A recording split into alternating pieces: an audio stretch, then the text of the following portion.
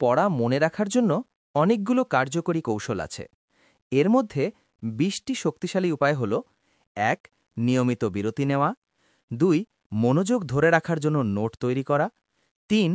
পড়া মনে রাখার জন্য বারবার অনুশীলন করা, ৪. নিজের ভাষায় পড়া বোঝানো, ৫.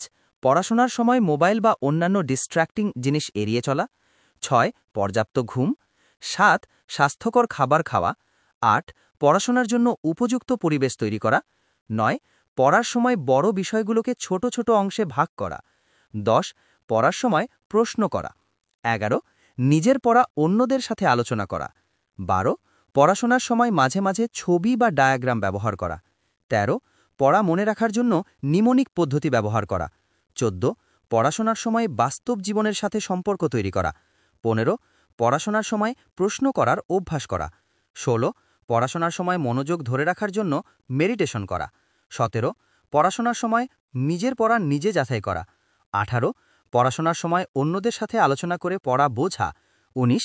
পড়াশোনার সময় নিজের পড়া নিজে লেখার অভ্যাস করা, ২০. পড়াশোনার সময় পজিটিভ অ্যাটিটিউড তৈরি করা। এই উপায়গুলো প্রয়োগ করে আপনি পড়া মনে রাখার ক্ষমতা বাড়াতে পারেন।